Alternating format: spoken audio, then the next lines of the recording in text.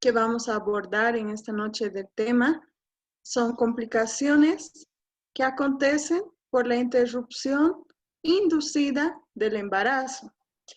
Entonces, antes de referirnos a ese tema, tenemos que entender, como bien lleva el título, ¿no?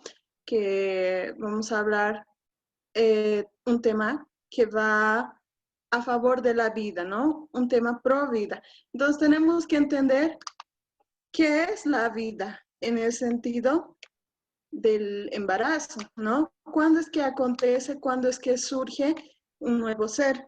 Entonces la pregunta sería, perdón un momento, ¿en qué momento, cuándo comienza la existencia individual y personal de un sujeto humano? Entonces, ¿qué es lo que nos dicen las ciencias biológicas? O sea, la genética, la embriología, la medicina, ¿qué es lo que nos dicen sobre este aspecto?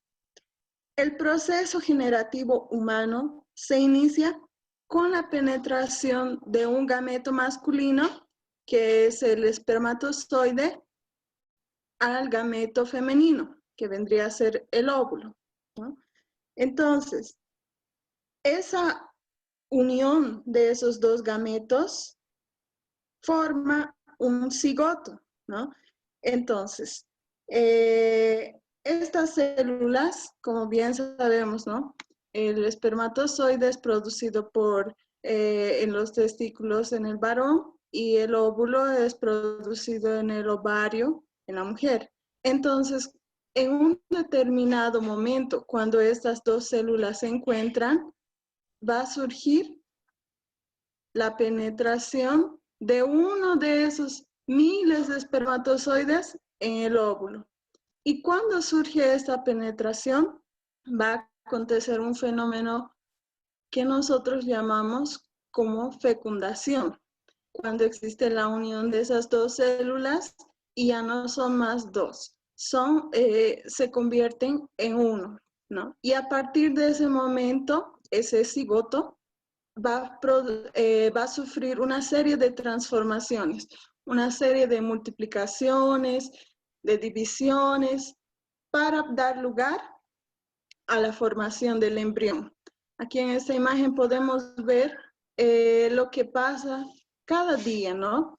La división que sufre la célula, la multiplicación, hasta llegar a su completa formación, que es el bebé a los 9 meses, ¿no? Entonces, el producto. Si este proceso sigue su curso natural sin ninguna interrupción, va a dar lugar a una vida, ¿no? A un bebé a los 9 meses. Entonces, ahora la pregunta es, ¿será que este proceso en algún momento puede ser interrumpido de forma natural? Sí. Entonces, para eso necesitamos definir qué es lo que dice la Organización Mundial acerca de la interrupción del embarazo, ¿no? Entonces, ¿qué es aborto? Aborto es definido como la interrupción del embarazo con una edad gestacional inferior a las 20 semanas. Algunos lo toman también como en un periodo de 20 a 22 semanas o con un feto que tiene un peso estimado aproximadamente menor a 500 gramos, ¿no? Entonces, ¿cuáles pueden ser las causas del aborto? El aborto puede ser espontáneo, ¿no? Que acontece de forma natural y puede haber múltiples causas, desde causas cromosómicas, alteraciones anatómicas, alteraciones hormonales, endocrinas y alteraciones también, incompatibilidad feto-maternal. Entonces puede haber múltiples causas, que desencadenen un aborto espontáneo. Más también tenemos este otro tipo, ¿no?, de aborto que causa mucho debate, ¿no?, que es el aborto inducido, el aborto provocado. Aquí tenemos un bebé, ¿no? Entonces, para hablar de aborto, perdón, un embrión, ¿no?, un feto. Para hablar de aborto necesitamos conocer cuáles son los métodos que se utilizan para poder interrumpir ese embarazo. Hay desde métodos farmacológicos, que es muy conocido, ¿no?, este fármaco, el citoteco, misoprostol, hasta métodos quirúrgicos como el AMEU, o también tenemos el método de legrado, ¿no? Entonces, aquí les voy a ir mostrando algunos instrumentos que se utilizan para realizar este procedimiento, ¿no? Aquí en el caso de un AMEU, que es un aspirado manual endouterino. Aquí tenemos unos instrumentos que se utilizan. Se utiliza un aspirador para poder extraer al embrión y todo el contenido intrauterino. Se aspira, ¿no?, al embrión. Entonces, ese procedimiento lo adoptan, tanto puede ser para el aborto espontáneo, cuando hay restos fetales, ovulares, o también para el aborto inducido, ¿no? Y este método es utilizado cuando el embrión tiene aproximadamente menos de 12 semanas de edad gestacional. Y el otro método que se utiliza, que es el legrado, como están viendo en las imágenes, se utiliza una serie también de herramientas, de pinzas, dilatadores, espectro, con el que se va a proceder para la extracción manual del embrión, ¿no? Y aquí, como les decía, el método farmacológico misoprostol, que puede estar asociado a otros fármacos también. Entonces, ¿qué es lo que acontece en un método quirúrgico, ¿no? Como estamos viendo en la imagen de la izquierda, podemos ver ahí al útero, y en la parte inferior está el cuello uterino, que estamos viendo de frente. Entonces, en el aborto inducido, se puede dilatar ese cuello uterino, ese orificio de entrada, puede ser ya farmacológicamente o a través de maniobras con pinzas, dilatadores. Y como estamos viendo a nuestra derecha, la extracción del embrión con todos sus componentes, ¿no?, que sería la placenta, sus membranas. Entonces, a través de este método, como estamos viendo, se extrae al embrión. ¿Y qué es lo que tenemos como resultado? Ahí podemos ver, el embrión es mutilado cuando es extraído a través de estos métodos, ¿no? Como es mutilado y desechado, ¿no?, tristemente. Entonces, muchas corrientes ideológicas, al ver estas imágenes, no consideran al embrión como un ser vivo. Más si nosotros conseguimos ver a través de estas imágenes, podemos ver que el embrión está prácticamente formado, ¿no? Tiene todos los rasgos humanos que caracterizan a un humano, ¿no? Entonces, si esto no es un ser humano, un ser vivo, ¿qué es entonces, no? Entonces, nosotros debemos valorar la vida. Un ser vivo es considerado ser vivo desde el momento de su fecundación, desde el momento que existió la unión de ese óvulo con el espermatozoide para formar esa célula, porque esa célula tiene vida. porque esa célula usa nutrientes, esa célula se multiplica, se divide, esa célula tiene procesos metabólicos, entonces ya es considerada una vida, tiene vitalidad. Y como bien decía nuestro título, ¿no? ¿Cuáles son las complicaciones maternas de las mujeres que se someten a estos procedimientos voluntarios, ¿no? Del aborto inducido? Entonces, complicaciones, como complicaciones inmediatas, podemos ver al shock hipovolémico, que es por el exceso de sangre que pierde a través de a través del procedimiento quirúrgico. La mujer se queda hemodinámicamente inestable por la excesiva pérdida de sangre, y esto puede llevar a una terrible consecuencia, que es la muerte de la madre, ¿no? Entonces, otra complicación que vemos también es el sangrado vaginal abundante, que puede ser por lesiones que se produció a la entrada de los instrumentos. Pudo haber lesionado el canal vaginal, estructuras adyacentes. Entonces, por esos motivos, y también cuando muchas veces es practicado el aborto, y muchas veces acontece, ¿no?, que quedan restos ovulares, restos de membrana dentro del útero. Entonces, esto también causa un sangrado abundante. Otra complicación inmediata es la infección y sepsis. O sea, que la mujer, debido a que quedó restos de membranas ovulares dentro del útero, esos restos se van a infectar y van a producir una infección en la mujer.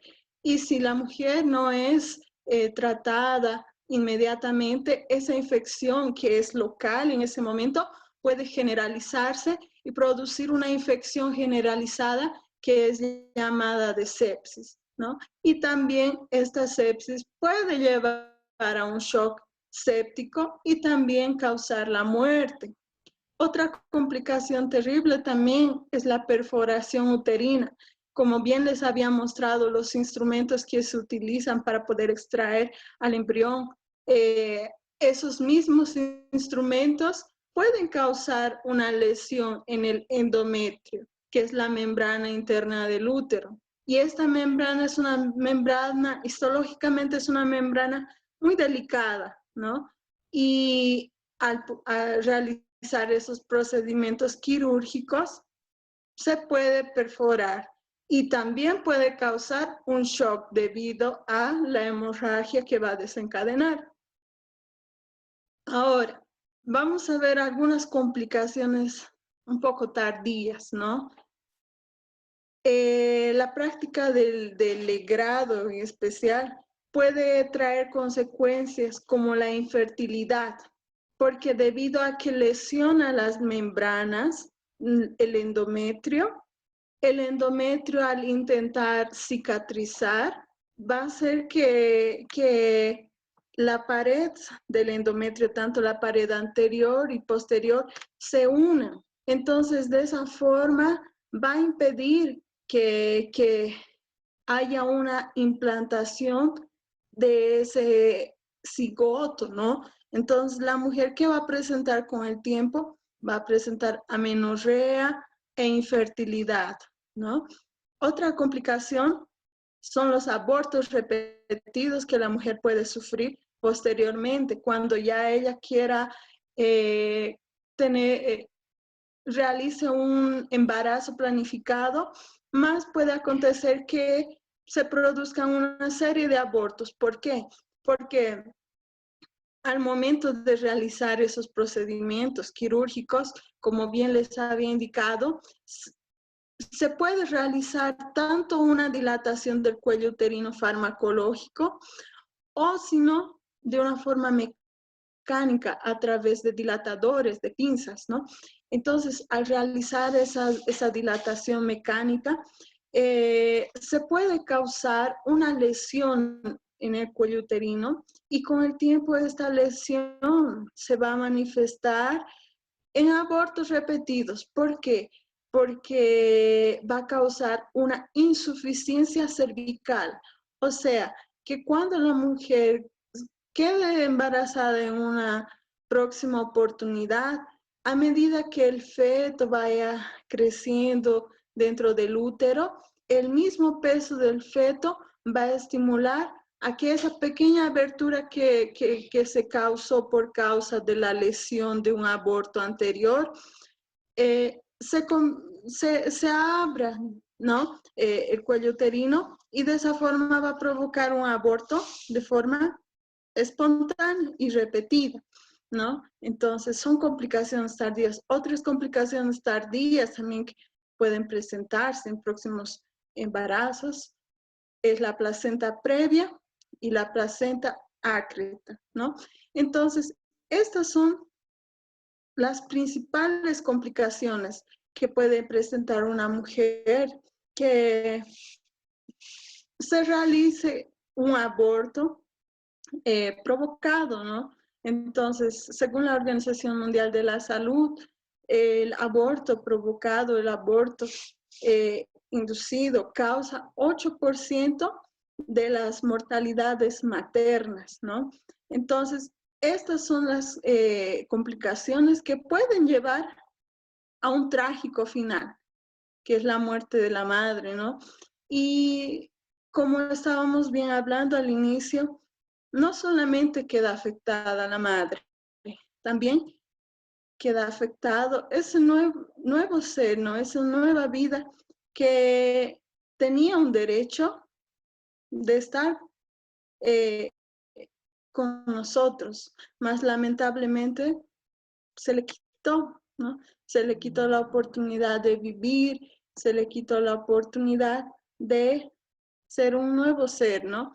Entonces, queridos amigos, consideremos a estos seres que tal vez no hablan, no se manifiestan, no se defienden, mas a pesar de eso, son vidas y ellos también tienen el derecho a la vida, tienen el derecho a también respetar su vida, ¿no? Así como la madre tiene el derecho de tener una vida saludable, también el bebé, ¿no?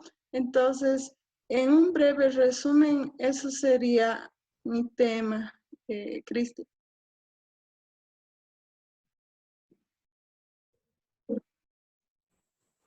Gracias, doctora, por la explicación. Entonces, queridos amigos, como les iba diciendo, si alguien tiene alguna pregunta o duda, lo pueda realizar mediante el chat. Tal vez no me quedó bien, tal vez dije, wow, no entendí esa parte. Entonces, los profesionales están dispuestos para poder aclarar. Ahora vamos a invitar a nuestro querido amigo psicólogo Enrique desde México. Va a dar un tema muy bueno acerca de este enfoque, que es el aborto y la vida. Hola, ¿qué tal amigos? Gracias por haber asistido. Muy buenas tardes. Me llamo Enrique y sí, acabo de graduarme, ¿no? De psicología. Soy un nuevo empleado. Pero bueno, el tema del día de hoy, ahí están compartiendo ya en las pantallas, se llama Los 10 mitos comunes sobre el aborto. Bueno, nos vamos primeramente a la primera diapositiva. Y antes de entrar con los mitos, quisiera definir lo que es el aborto. ¿Tiene diapositiva, por favor? El aborto es nada más que un procedimiento para eliminar o finalizar un embarazo de manera prematura. Como ya habían dicho anteriormente, se utilizan químicos o, en su defecto, se realiza una intervención quirúrgica para así poder retirar lo que es el embrión o el feto y la placenta del útero. Eso es lo que es el aborto, ¿no? Es la eliminación del embarazo.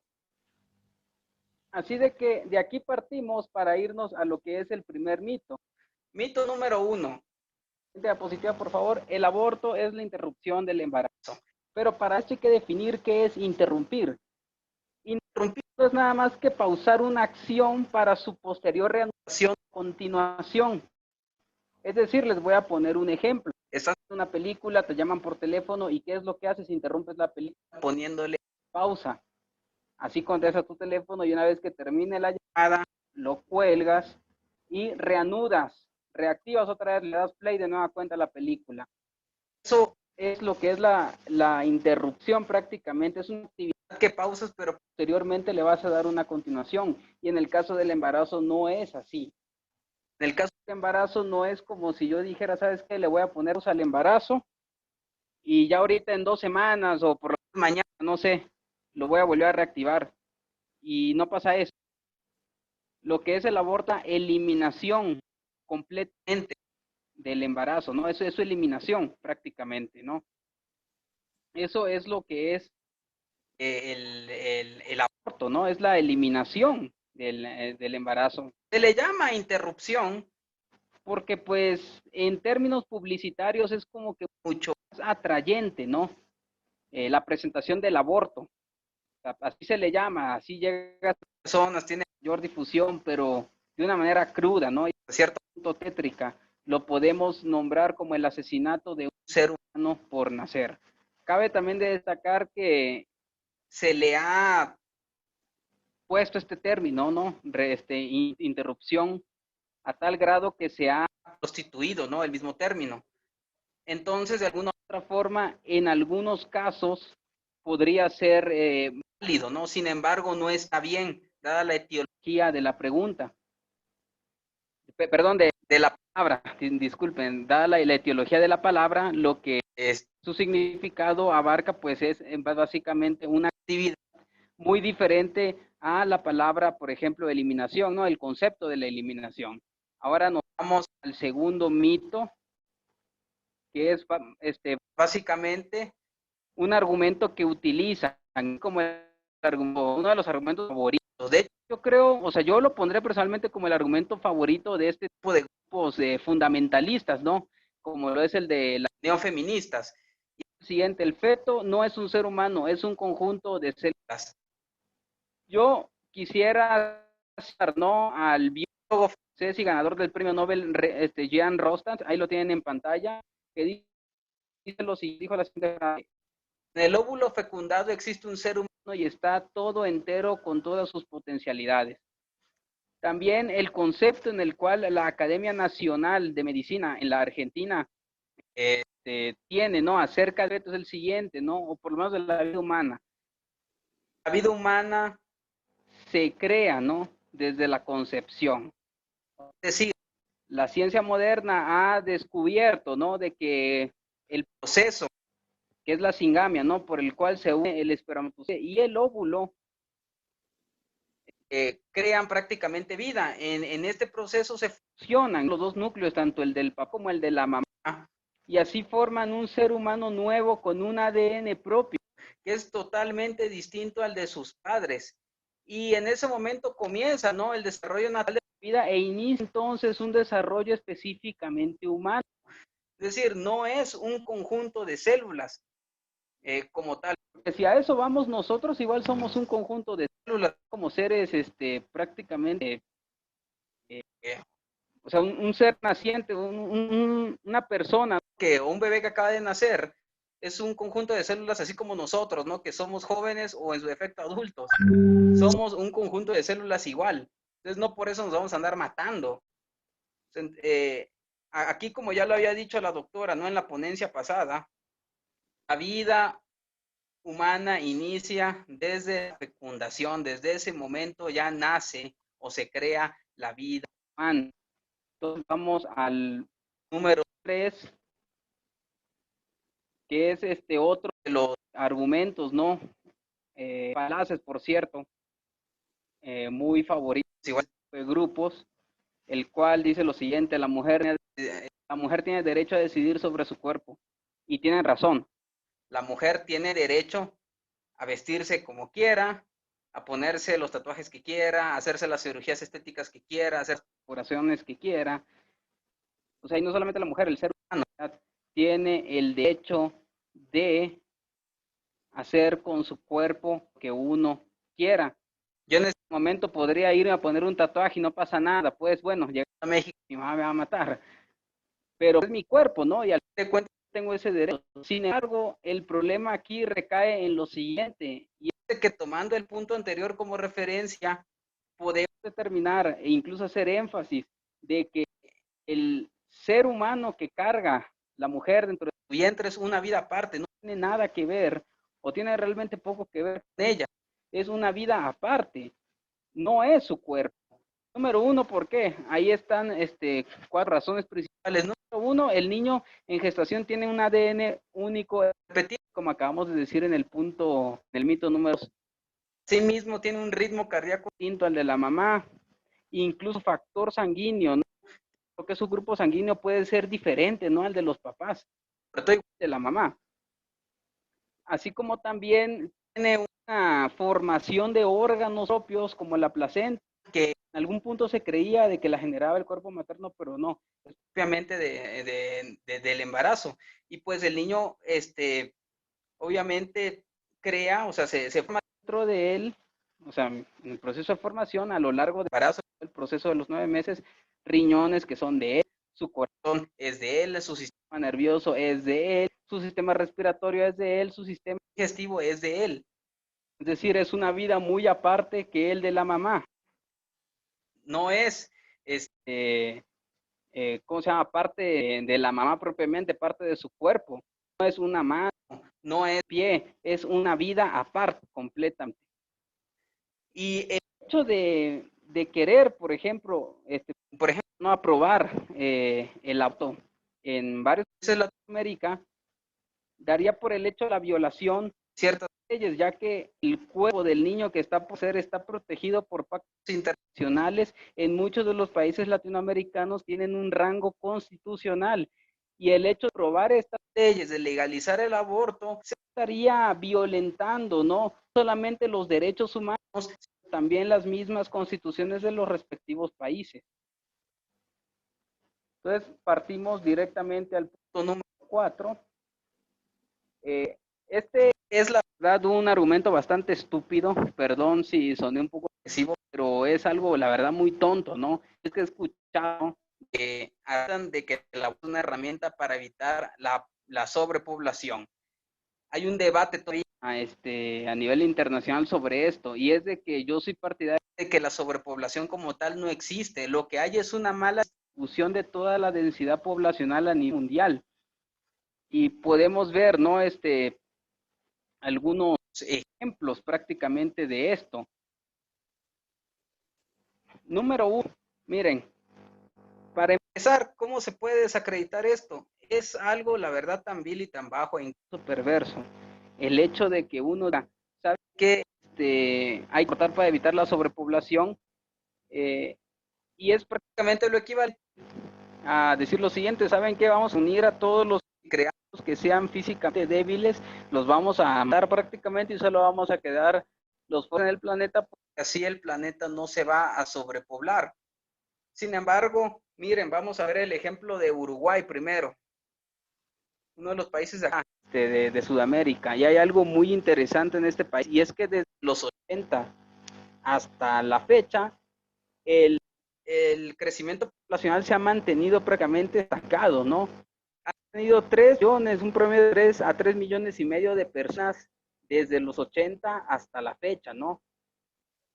O sea, de hecho, entre el 2016 y el 2018 cayó aproximadamente un 18% el índice de natalidad. Más o menos, el 2016 nacieron cerca de 10,000 bebés. Y disculpen, nacieron 40,000 bebés. Y en el 2016 nacieron 10,000 bebés menos. De hecho, en el 2019 nacieron mucho menos bebés que en el 2016. Aquí en el 2019 marca de que nacieron cerca de 3,000 nacimientos, o sea, el promedio de nacimientos en Uruguay se redujo, ¿no? De manera considerable. Nacieron 3.000 nacimientos, perdón, que en el año 2018. Es decir, empezaban a nacer mucho menos bebés. Y por lo menos igual hay una lista de países en los cuales, por lo menos en Singapur, en Macao, China, ¿no? De que no tengo el dato en este momento. Sin embargo, pues es como una ciudad autónoma de China. En estos dos países o en estos lugares realmente, o sí llamar país a Singapur, el índice de natalidad es del menos de prácticamente de un niño por mujer. Es apenas del 0.83 pues, por ciento, ¿no? de nacimiento por mujer. Es decir, que hay mujeres que ni siquiera tienen hijos. Eso en China, por lo menos en la provincia de Macao, en Singapur, en Taiwán apenas es 1.3, es decir, apenas un bebé por familia. En Hong Kong es apenas de 1.19 y no salimos del 1, ¿no? En por lo menos unos 15 países más, ¿no? Algunos de Asia, como lo es Corea del Sur, algunos son más de acá de América del Caribe, como por ejemplo las Islas Vírgenes Británicas, en Europa de igual manera en países como Bosnia, como Croacia, como Eslovaquia, en Japón mismo, ¿no? E incluso en países de primer mundo como lo son Rusia o Alemania. O sea, ¿de qué tipo de sobrepoblación estamos hablando? Incluso me di a la tarea de investigar, ¿no? Sobre ciertos lugares que han estado despoblados en Latinoamérica y nos podemos encontrar con lo siguiente. En México hay varios pueblos fantasmas, pueblos en los cuales la gente los ha abandonado por completo. Uno de ellos está en San Luis Potosí, que se llama Real 14 San José de Coronados. Otro en Durango, el cual se llama Ojuela. Otro en Guanajuato llamado Mineral de Pozos. También en Argentina, ¿no? Tenemos el caso de un pueblo que queda en Buenos Aires, ¿no? El lugar donde precisamente está la capital, se llama Ernestina, donde los mismos pobladores han tenido han dado el testimonio, ¿no?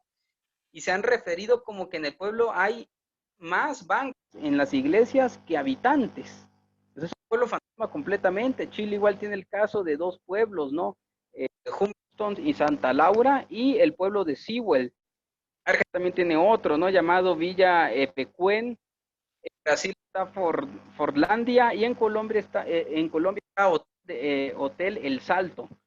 Estos pueblos prácticamente no tienen personas, están vacíos, son pueblos fantasma. Háblame de sobrepoblación, que inclusive no tengo tampoco el dato y pido disculpas por eso, pero en Europa, por lo menos en los países nórdicos, se les pagaba, incluso se les financiaba algunas familias por tener hijos porque se estaban prácticamente quedando sin niños. Y no solamente es un asunto de Europa. Les puse al principio el ejemplo de Uruguay, en el cual cada año que pasa nacen menos niños, ¿no? Entonces, sobrepoblación, ¿dónde? Vuelvo al punto principal, no es que haya una sobrepoblación, es de que la distribución de la densidad poblacional está mal establecida. Lo que hay sobrepoblación, en donde hay sobrepoblación realmente es en las ciudades, no en el planeta entero. En las grandes ciudades es donde sí hay un gran problema de saturación. La siguiente diapositiva, por favor. Número 5.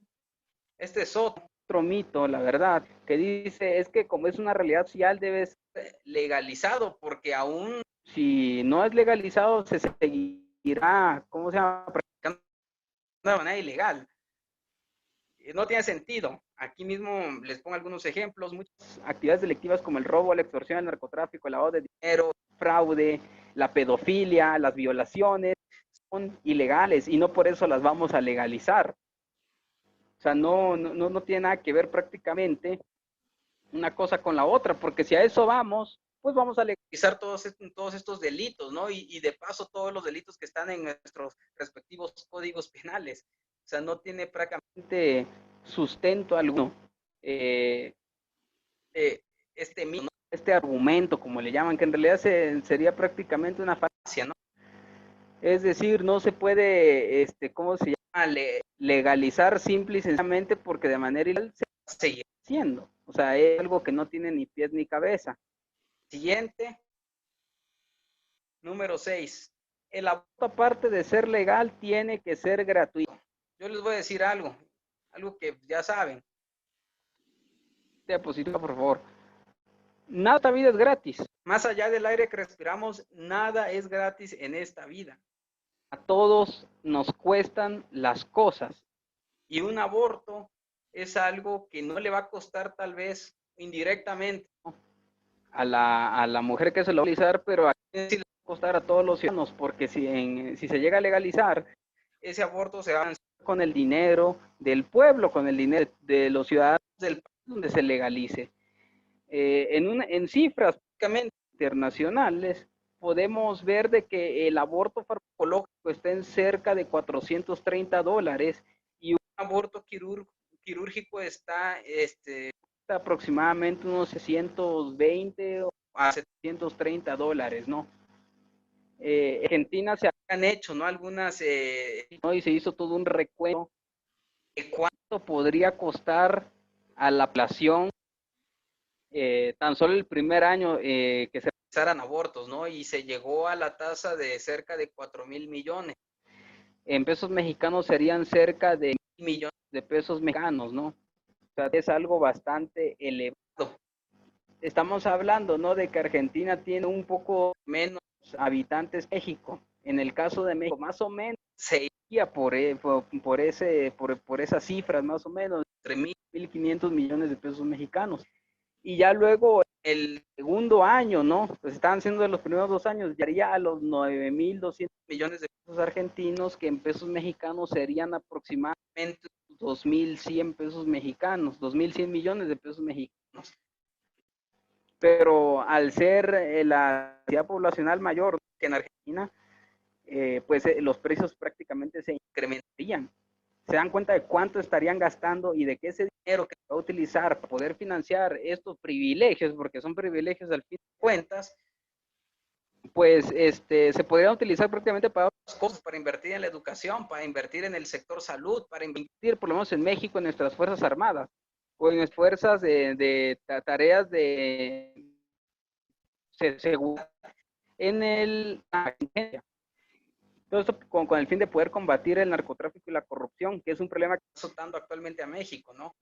Aquí en Bolivia igual. O sea, básicamente ese dinero que se está gastando en total, o sea, si uno ve, obviamente en Bolivia sería un poco menos, ¿no? Por la densidad poblacional, pero aún así ese dinero servía para invertir en el sector salud que tiene bastantes precariedades. De hecho, ya voy a poner un dato que tal vez no tiene que ver con esto, pero en México las enfermedades que tienen relación con los problemas alimenticios, como lo son la diabetes, la hipertensión y la obesidad, generan muchísimo gasto público. Prácticamente lo mismo, ¿no?, que un aborto. Cerca de 5,000 millones de pesos mexicanos se gastan al año en el sector salud de México para poder atender estas enfermedades. O sea, es demasiado dinero. Y es dinero prácticamente desperdiciado, dinero para poder ejecutar una vida, pues es algo completamente inhumano, es demasiado. Así de que nos vamos al número 7. Prácticamente es el siguiente. El aborto se tiene que legalizar para ser seguro. Vi que hay algunos profesionales de la salud en el grupo que nos están oyendo, a los cuales invitamos, y no van a poder negar lo siguiente: toda intervención quirúrgica que te lleva a un quirófano tiene riesgo. Puede ser menos riesgoso o más riesgoso, pero sí tiene su margen de riesgo, ¿no? Y ninguna intervención quirúrgica es 100% segura. Menos el aborto, no sé qué clase de seguridad va a tener una intervención quirúrgica donde entran 2 vidas y nada más sale una. Una sale viva y la otra sale prácticamente en estas bolsas de desechos biológicos. No prácticamente nada a nivel físico y tampoco lo tiene a nivel psicológico. A nivel emocional, la mujer está demasiado dañada. Le da algo llamado el síndrome postparto. Él, pues, incluso se ha tratado de mentir, se ha tratado de tomar como un mito. porque pues no quiere gente que el momento impida que se pueda legalizar el aborto, ¿no? Que es una de las causas por las que validar la legalización del aborto. El síndrome por aborto implica sus síntomas, pues la ansiedad genera demasiada ansiedad, demasiado estrés, aumenta la adhesión e incluso han habido casos bastante frecuentes, ¿no? De intentos de suicidio, entre otros traumas. La mujer termina, incluso igual, ¿no? Pero ahorita eso, la mujer termina con estrés traumático e incluso cuando es espontáneo y no tuvo prácticamente un grado de intencionalidad, fue por accidente o simple y sencillamente porque el cuerpo desechó el embrión, la mujer a veces junto con el hombre, sobre todo si son pareja, logra tener postraumático. El hombre igual, en algunos casos, sufrir de síndrome posaborto. Inclusive va prácticamente el nivel de estrés con el nivel de prácticamente del estrés postraumático de veteranos de guerra. Francia fue uno de los primeros países que legalizó a nivel mundial y el 83% por las mujeres que saben que el aborto deja huellas biológicas con las cuales es difícil vivir, muy difícil afrontar una pérdida de ese tipo. Y si eso pasa a mujeres que abortaron de una manera no intencional, imagínense una mujer que sí aborta con todo, con toda la intención del mundo. Eso es algo terrible, ¿no? Número 8 es el siguiente, por favor. Dice, al ser legal el aborto, la práctica de disminuirá. Es algo que también es mental. No va a legalizar, que legalizándose el aborto no va a disminuir la práctica. No nos vayamos lejos. Voy a tomar el primer caso de Uruguay, se legalizó en el año 2012 y aún así hasta la fecha, por lo menos hasta el año 2006, 2016 y 2017, siguiendo ese rango, ¿no? Del 2002 al 2017 vamos a ponerle, se incrementaban los abortos un 36%. Se incrementó prácticamente una tasa de esas fechas, a la fecha, por lo menos hasta el 2019, ¿no? Que fue donde salió la estadística, se incrementó en un 40%. Incluso podemos ver lo siguiente, en el año 2011 se legalizó, en el año 2013 se arrojaron cifras de cerca de 1,000 abortos en ese mismo año. Ya para el año 14 se incrementó a 8,500 abortos aproximadamente. En el 2015 ya había subido a 9,362 abortos. Y en el 2016 ya habían casi 1,000 abortos, ¿no? Al año, es decir, se empezó a incrementar. Ahora, si nos vamos a las cifras de países de primer mundo, podemos ver lo siguiente.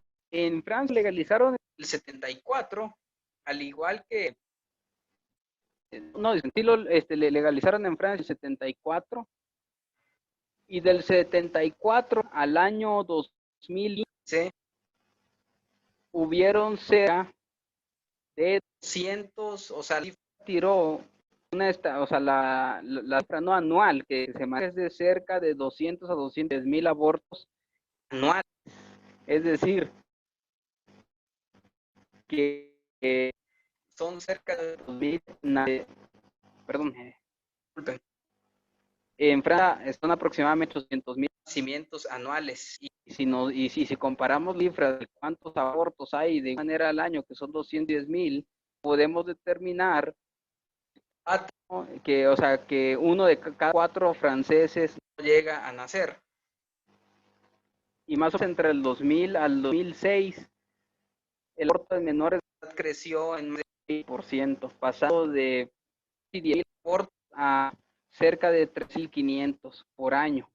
Lo mismo pasó en Reino Unido, donde el aborto se legalizó un poco aquí en Francia en el 69 más o menos, y del 69 hasta el año 2016 se incrementaron los abortos en un 382%, es decir, casi 50,000 abortos que se produjeron en su primer año, terminaron en el 2016 en casi 200,000. En España prácticamente pasó lo mismo. En el 86 que lo leo. Cifras a de años posteriores. Nos vamos a partir, ¿no? Se cumple un año desde su legalización, 1986, por favor, todavía. En ese año hubieron cerca de 1.200 abortos aproximadamente, y en el año 2011 hubieron más de 100.000 abortos. Es decir, que desde se legalizó el aborto en España hasta el día de hoy ha tenido un aumento del más del 750%. O sea, directamente, y pasa lo mismo en Francia. Son cerca de 400 nacimientos anuales. Y cada 4 años solamente nacen 3. Y vamos a Estados Unidos. Fue en el 67 cuando legalizaron, si no recuerdo, fue el primer país. ¿Cuántos abortos fue en el 67? Casi 60. En el 96, o sea, hace ya un poco más de 20 años, hubieron 1.000.504.790 abortos.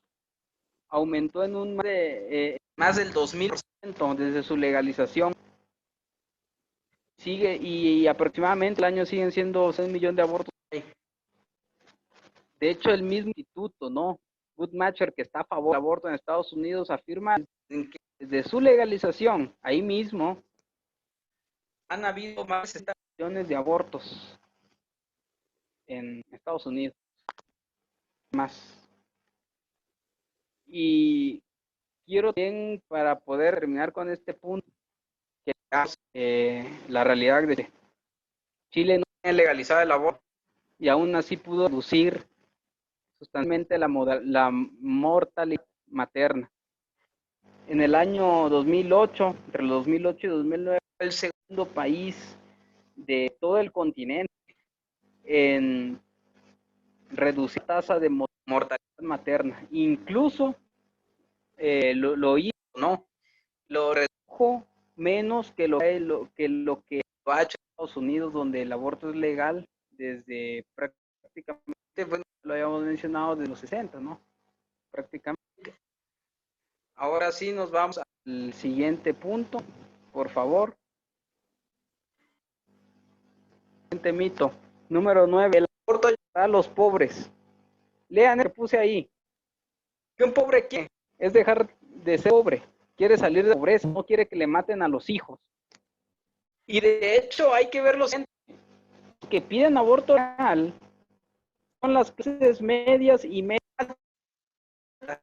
Como en las altas, ¿no? Medias, medias altas y altas.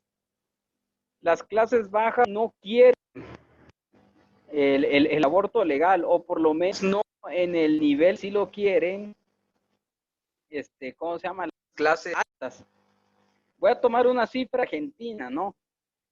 En el cual, o sea, según la encuesta Ipsos, arrojó los siguientes resultados.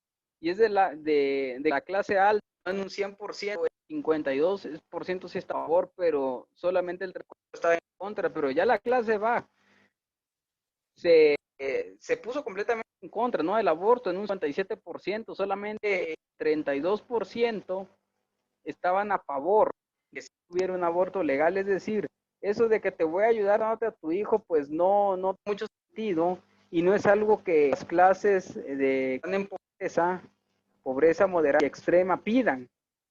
Es una completa mentira, y aparte es algo completamente inhumano. Y no, el último punto, ¿no? Punto número 10, que es mito 10, básicamente. 1.000 mujeres mueren al año de aborto clandestino en Latinoamérica. Prácticamente. Bueno, pasa lo siguiente. Para empezar, no hay cifras oficiales. O sea, al ser una actividad ilegal, no es como si tú llegas, sabes que acabo de abortar clandestinamente, cuéntame al bebé, ¿no? O por ejemplo, a mi amiga, hermana, a mi hija, ¿no? Murió un aborto clandestino. Entonces no hay cifras oficiales. O sea, se tienen especulaciones, pero no las hay. este tipo de grupos, que ya habíamos tocado en el anterior, de una manera hipócrita, empiezan a decir que están a favor de que las mujeres mueran menos o en contra de las muertes de las mujeres bajo cualquier tipo de causa. Según ella, es para proteger a la mujer, pero si fuera, se estuvieran manifestando para que los tratamientos contra el cáncer de mama fueran legales. Y eso están pidiendo aborto. Pues miren, en México mueren más de 66,000 mujeres este año por enfermedades del corazón, por diabetes un poco más de 50,000, por tumores malignos más de 40,000, enfermedades cerebrovasculares casi 20,000 y por enfermedades pulmonares obstructivas crónicas un poco más de 10,000. Es decir, aquí no están, o sea, en esta lista no están prácticamente los muertos por aborto. Se estima de que se mueren bastantes, pero vuelvo a decirlo, no hay cifras completamente oficiales. Hay especulaciones, cifras especulativas. Si realmente les interesan las mujeres, se manifestaran para mejores tratamientos con enfermedades del corazón, para poder tratar la diabetes, para poder tratar el cáncer de mama, que es algo que igual, menos acá Bolivia mata, del 2012 a la fecha, ha matado cerca de 90,000 mujeres y se detectan en Bolivia 11,000 casos al año. ¿Y dónde están las feministas pidiendo de que los tratamientos para de mama, o sea, las quimioterapias sean completamente legales? En Argentina, en el 2016, murieron 170,408 mujeres, de las cuales casi 50,000 fueron por problemas cardíacos, 32,000 aproximadamente fueron por problemas respiratorios y 32,500, más o menos, una cifra próxima, por tumores malignos. Es decir, ¿dónde aquí el aborto es más un problema de salud como lo quieren hacer ver? Un problema de salud pública es la pandemia, ya es de salud internacional, esa pandemia, ¿no? del COVID-19. Un problema de salud, por ejemplo, en México, es la diabetes, es la obesidad. Un problema de salud pública es epidemia, ¿no? Que de repente vive un con le dio a todo el mundo, toda una población, una ciudad. Entonces, es un problema de salud pública. El aborto no es un salud pública. Está además de lo siguiente, ¿no? De que una de las principales razones por las cuales este tipo de grupos quieren abortar o que legalicen, perdón, el aborto, es por los casos, o sea, se agarran prácticamente de casos tan terribles como el de una violación o un caso triste como un embarazo de alto riesgo. Sin embargo, si nos vamos ¿cómo se llama? Al país del Uruguay, o sea, tomando como ejemplo aquel país, ya que pues es el único país latinoamericano ahorita que lo ha legalizado bajo cualquier tipo de examen, podemos ver lo siguiente, que en Uruguay abortan mujeres, la primera razón es porque no quieren tener así, la segunda por problemas económicos, ¿no? Cerca del 22%, por no querer tener un poquito más del 30%, por la vergüenza de haber quedado embarazadas, es decir, por responsabilidad, cerca del 20%, por no tener una pareja estable, cerca del 16%, por tener 1,000 embarazos, 5%, por no ser hijo del esposo, o sea, el adulterio, 3%. Causa desconocida, casi 3% igual. ¿Y saben cuánto es población? Menos del 1%, solamente el 0.1% de las causas por las cuales se abortan en Uruguay por una violación. Entonces, como conclusión final, nos vamos a lo siguiente. El aborto nunca va a ser la solución, no es solución. El aborto es un acto cruel y vil. Es prácticamente un homicidio. Estás dando a un humano, por lo menos a un humano en formación, un ser indefenso. Puse ahí un par de versículos ya para terminar. Perdón, Jeremías 5. Ya determinó tu futuro desde que estabas en el vientre de tu madre, antes de que nacieras te escogí, te cargué como vocero mío ante el mundo. En Génesis 2:7 vemos lo que dice así, y Dios el Señor formó al hombre del polvo de la tierra y sopló desde su nariz hálito, el aliento de vida, ¿no? Y el hombre se convirtió en un ser viviente. No somos nada más un conjunto de células, o bueno, pero también somos ahora. somos prácticamente una vida, la cual fue concebida por voluntad de Dios, ¿no? Ya con una finalización, que toda vida es creada por Dios y toda vida es una bendición, así como también toda muerte es una tragedia. Pues bueno, únicamente sería mi tema y gracias por haber asistido.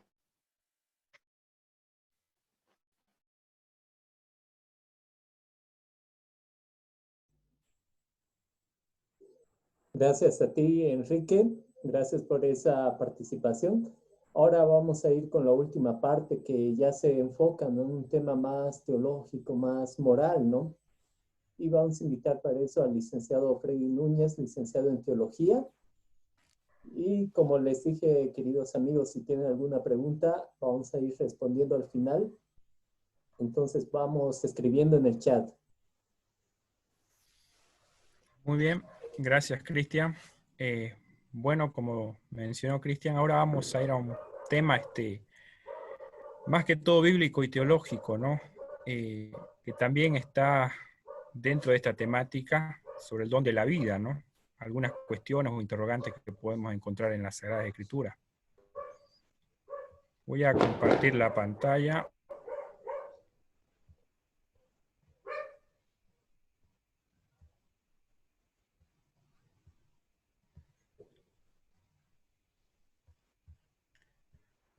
Justicia a mano propia hacia un contraste teológico, ¿no? Dios es amor, pero también la Biblia dice que ojo por ojo y diente por diente, ¿no? Encontramos estas dos expresiones en las Sagradas Escrituras. ¿Cuántas veces tal vez hemos escuchado, ¿no?, que alguna persona nos dice, pero si en la Biblia habla claramente de la venganza, ¿no?, el ojo por ojo y el diente por diente, ¿no? Si alguien me hace daño, yo tengo que devolverle, ¿no? ¿Será que esto es así? ¿O realmente muchas veces malinterpretamos estos textos?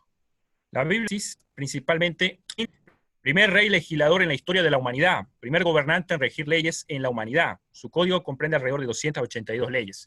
Hammurabi es conocido por esto, ¿no? No tanto por sus grandes obras cuando fue rey, sino porque él decretó por primera vez leyes, ¿no?, en una nación, ¿no? Y alrededor de 282 leyes fue la que decretó, ¿no? En aquella época muchos reyes hacían lo que querían, ¿no? Sobraba el despotismo, la tiranía.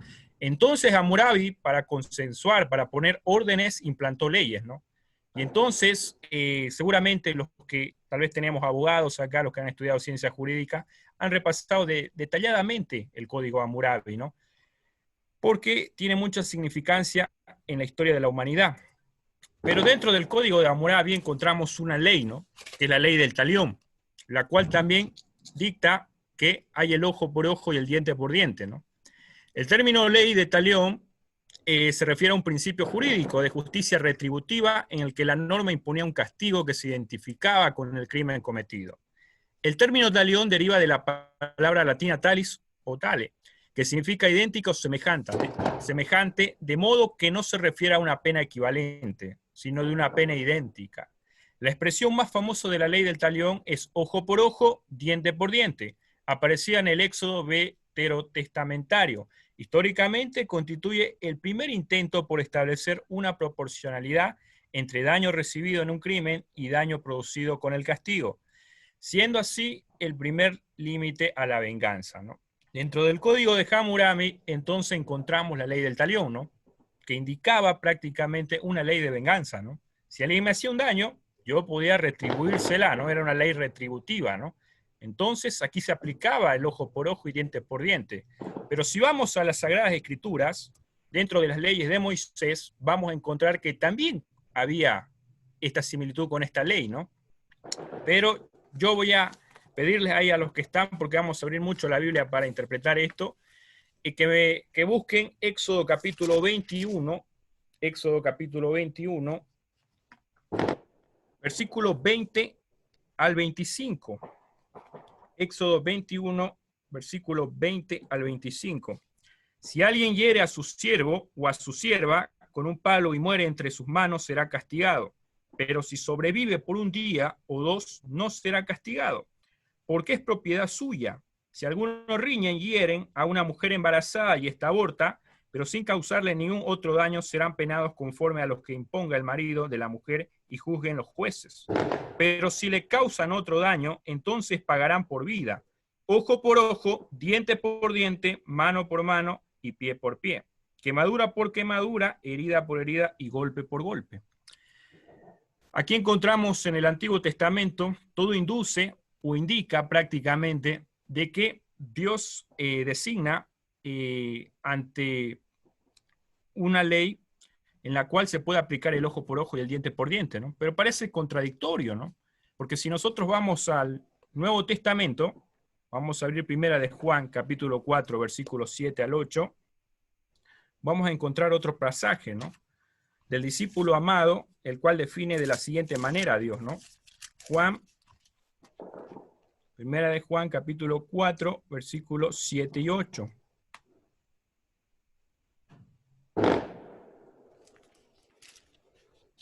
Amados, amémonos unos a otros porque el amor es de Dios. Todo aquel que ama es nacido de Dios y conoce a Dios. El que no ama no ha conocido a Dios porque Dios es amor, ¿no? Entonces, por un lado, la Biblia me dice que Dios es amor, por otro lado, me dice que Dios nos manda a tomar venganza, ¿no? Hay una contrariedad, ¿no? Hay un contraste prácticamente acá. Si Dios es amor, ¿por qué permite la venganza? Podríamos preguntarnos, ¿no? Pero habría que volver nuevamente a Éxodo y analizar un poco el contexto de este capítulo, ¿no?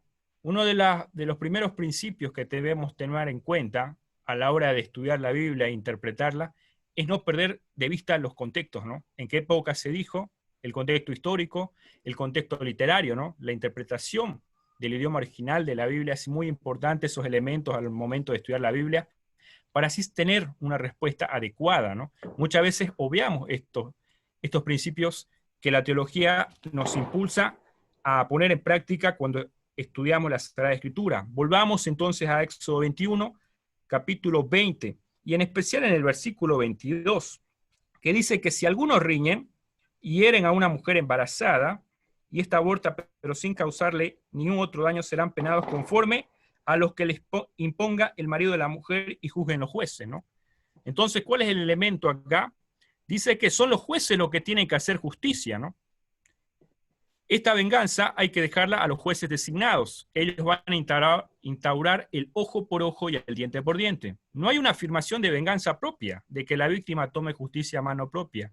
De eso se encargan los jueces de dar el veredicto. Es lo que afirma el versículo 22 cuando habla de la historia de esta mujer herida, ¿no? No está hablando la Biblia de manera clara de que soy yo el que tenga que tomar justicia, ¿no? Sino entonces acá en el versículo 22 dice que hay jueces que son los que se encargan de tomar una medida, ¿no? Entonces, a través de esos jueces se aplica el ojo por ojo y diente por diente, porque son ellos los que dan una justicia retributiva, ¿no? Ellos son los que consensuan, evaluarán el caso, analizarán y darán un veredicto, ¿no? No dice la Biblia de que yo tengo que ir a tomar venganza, ¿no? No podemos obviar lo que dice el capítulo 22, que está hablando de jueces. Pero también esta afirmación la encontramos mucho en el Pentateuco, ¿no? Levítico capítulo 24, versículos 19 y 20. Vamos a prestar atención a lo que dice Levítico capítulo 24, versículos 19 y 20. El que cause una lesión a su prójimo, según lo hizo, así le sea hecho. Rotura por rotura, ojo por ojo, diente por diente, según la lesión que le haya causada al otro, igual se hará con él, ¿no? Si yo leo sin analizar todo el contexto del capítulo, puedo interpretar mal la Biblia, ¿no? Muchas veces pasa eso en algunas denominaciones y religiones, ¿no? Agarran un texto y dicen, pero la Biblia dice que podemos tomar, pero la Biblia dice que podemos actuar ojo por ojo, ¿no? Siempre la Biblia tiene textos que pueden ser polémicos si no los analizamos bien, ¿no? Hay que analizar bien el contexto, ¿no? ¿Cuántas veces seguramente nos ha pasado y no hemos sabido dar una respuesta tal vez, ¿no? Pero cuando leemos el pasaje entero, nos damos cuenta, en el versículo 12, por ejemplo, dice, lo pusieron en la cárcel hasta que le fuera declarado que hacer por palabra de Jehová. Está hablando de un castigo a un blasfemo, ¿no? Y en el versículo 12 dice que lo pusieron en la cárcel hasta que él haga su declaración, ¿no? Entonces, de acuerdo al versículo 12 del mismo capítulo, encontramos que había una corte que decide, ¿no? No es el herido que decide la acción que debe pagar el agresor. Hay un juzgado detrás para analizar el caso y determinar una sentencia. El versículo 12 también habla de jueces. Hay una corte suprema que ellos evaluarán el caso, ¿no? Y entonces ellos aplicarán esta ley, ¿no? No dice que nosotros tenemos que tomar acciones, ¿no? Debemos dejar esto a las autoridades, dice la Biblia claramente. Deuteronomio capítulo 19, 16 al 21, un texto más, un capítulo más también que encontramos en el Pentateuco, capítulo 19, versículo 16. Presten atención a lo que dice la Escritura: cuando se levante un testigo falso contra alguien para testificar contra él, entonces los dos litigantes se presentarán delante de Jehová y delante de los sacerdotes y de los jueces que hayan en aquellos días. Los jueces investigarán bien, y si aquel testigo resulta falso y ha acusado falsamente a su hermano, entonces haréis con él como él pensó hacer con su hermano. Así extirparás el mal de en medio de ti. Los que queden cuando lo sepan temerán y no volverán a cometer más una maldad semejante en medio de ti. Entonces, si nos detenemos en el versículo 18, dice claramente que los jueces son los que investigarán bien el caso, y si aquel testigo resulta falso y ha acusado falsamente a su hermano, ¿no? Habrá entonces una sentencia, ¿no? En el libro de Deuteronomio encontramos el caso de un testigo falso, ¿no? El versículo 18 dice, del mismo capítulo, habla de una regulación en los jueces. No harán justicia a mano propia, sino que dejarán que se encarguen otros para obtener una compensación, ¿no? Evidentemente, en estos tres ejemplos que les he puesto, en todos, cuando analizamos el contexto y leemos todos los capítulos, encontramos realmente que hay jueces quienes dan esta sentencia, ¿no? No es que la Biblia dice que nosotros debemos tomar acciones por nuestra cuenta cuando alguien nos hace daño. No dice claramente que apliquemos el ojo por ojo y diente por diente con una envergadura de venganza, ¿no? La Biblia está hablando de manera clara de que esto se aplica a través de los jueces, ¿no? Son ellos los que aplicarán, ellos darán una sentencia, y entonces nosotros debemos esperar en eso, ¿no? Es lo que el Antiguo Testamento afirma de manera clara. Entonces, ¿qué dice Jesús al respecto de esto? Si vamos a Mateo 5:38, si tienen su Biblia, sería bueno que puedan seguirme para que así puedan ir captando bien los textos. Mateo 5:38 dice así, ¿no? Oísteis que fue dicho ojo por ojo y diente por diente. Esto dice Jesús, ¿no? Jesús cita la ley de Moisés. Ahora hay que tener en cuenta, ¿no? Porque muchas veces he escuchado yo decir de que tal vez Jesús cambió esta ley, ¿no? Muchas veces cuando nos preguntan, ¿no? Pero si la Biblia dice que debemos aplicar el ojo por ojo y el diente por diente, ¿no? Y nosotros decimos, no, esa era la ley de Moisés, ya quedó abolida, ¿no? Ya no se aplica más, porque no sabemos dar una explicación de que realmente esa ley no era de tomar venganza, sino que era de dar paso a los jueces a dar una solución, ¿no? Porque el versículo 17 del capítulo 5, Jesús de manera contundente dice que no penséis que he venido a abolir la ley o los profetas, no he venido a abolir sino a cumplir, ¿no? Jesús no viene a cambiar, dice, al menos esta ley no. Jesús dice, yo la vengo a cumplir, ¿no? Por eso es que en el versículo 39, o el versículo 38, perdón, él dice, ustedes han escuchado del ojo por ojo y diente por diente, ¿no? Jesús ya sabía cómo se aplicaba, ¿no? Dentro de los judíos esto, ¿no? De que realmente se derivaba a los jueces y que ellos tomaban acciones, ¿no? Pero en el versículo 39 Jesús dice, pero yo os digo, no resistáis al que es malo, antes a cualquiera que te hiera en la mejilla derecha, vuélvele también la otra. Jesús sigue la línea en el ojo por diente, ojo por ojo y diente por diente del Antiguo Testamento, donde significaba dejar en manos de los jueces el daño recibido. Ellos se encargarían de dar justicia. Jesús sabía eso. En el versículo 39 él plantea algo diferente, ¿no? Una actitud pacifista pero activa. Esta frase, o prácticamente muchas cosas de este tema, lo habla bien el doctor Carlos Olivares, ¿no? Que fue nuestro docente de mí, de Cristian, uno de los mejores que tuvimos. Y él dice que Jesús plantea una actitud pacifista pero activa, ¿no? En el versículo 39. En el primer siglo, golpear con la mano era una ofensa capital. Era denigrado y humillador recibir un golpe en la cara, humillación contra la integridad física, ¿no? Dice que en el primer siglo si había algo que realmente ofendiera a la persona, que realmente sea tan humillante, era que alguien nos dé una bofetada, nos golpeara en la cara de manera pública, ¿no? En delante de todos. Hoy en día, tal vez con el transcurso del tiempo, otras cosas pueden ser más humillantes, ¿no? Tal vez cuando alguien ofende a nuestros familiares, ofende tal vez a nuestra madre, ¿no? Eso hace que nosotros nos sintamos realmente humillados y nos genere impotencia y bronca, ¿no? Entonces dice que el golpear en el primer siglo era realmente algo humillante para esa época. Pero Jesús está diciendo de que hay que dar la otra mejilla, ¿no? Está dando una actitud de ser pacífico, estar tranquilo, pero también actuar, ¿no? Versículo 40. Al que quiera ponerte a pleito y quitarte la túnica, déjale también la capa, dice. Parece raro lo que Jesús nos está pidiendo, ¿no? Si alguien nos hace daño, hay que seguir cediendo, ¿no? Darle la otra mejilla y también darle nuestras posesiones, ¿no? Porque si uno va al griego original, lo que dice el versículo 40, dice quitarte la túnica, dejarle también la capa, ¿no? La túnica iba en la parte interna y la capa iba en la parte externa, ¿no? Cuando yo otorgaba esto, prácticamente quedaba en desnudez, ¿no? Al dar esto, Jesús dice, dale todo hasta que quedes desnudo, ¿no? Es lo que el contexto está afirmando, ¿no? Entonces la desnudez puede significar yo dar mis posesiones, ¿no? Perder mis posesiones.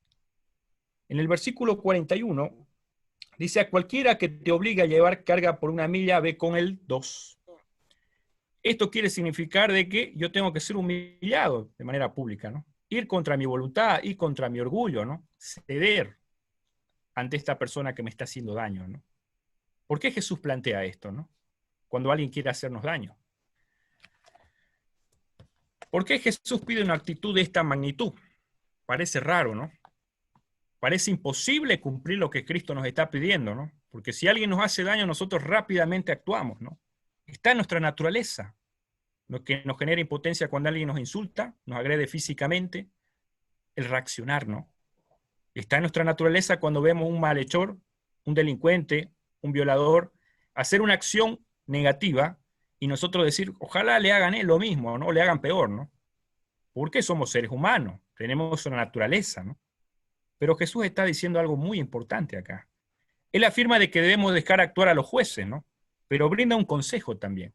Él dice, está bien, apliquen el ojo por ojo y el diente por diente, hay que dejar algunas cosas a los jueces, ellos serán los que darán el veredicto.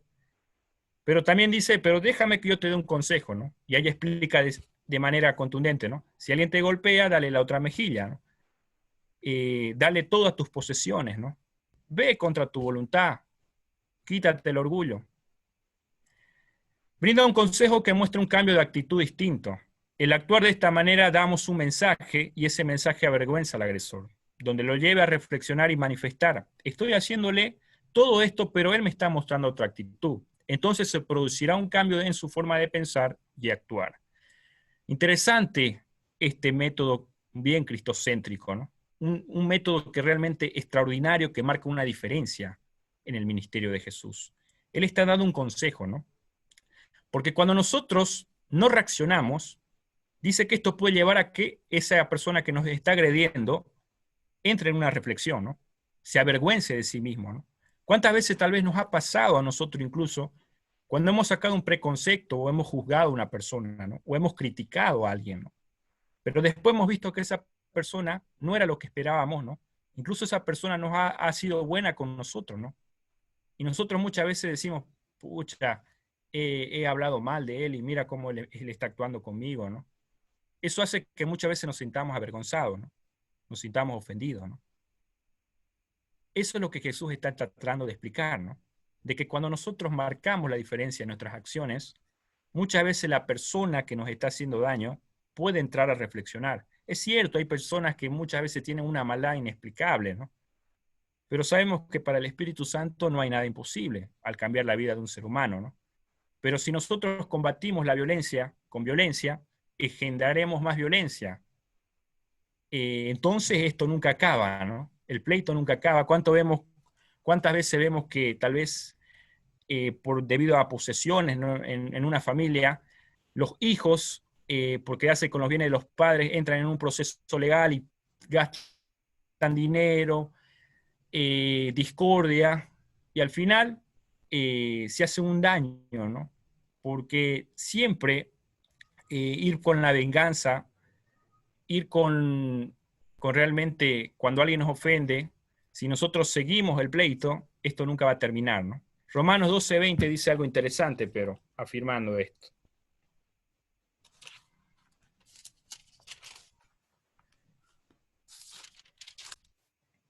Así que si tu enemigo tiene hambre, dale de comer. Si tiene sed, dale de beber. Pues haciendo esto, harás que le arda la cara de vergüenza. Pablo dice, si tú haces el bien a tu enemigo, él mismo se va a sentir con vergüenza, ¿no? Le va a arder la cara. Cuando nosotros mostramos otra actitud y no nos rebajamos al comportamiento de otras personas, no cobramos venganza, estamos demostrando ser cristianos en esencia pura. Estamos aplicando lo que Jesús hacía. Recordemos que Jesús lo humillaron, lo crucificaron, y él que dijo, Padre, perdónalos, porque no saben lo que hacen. Jesús en ningún momento intentó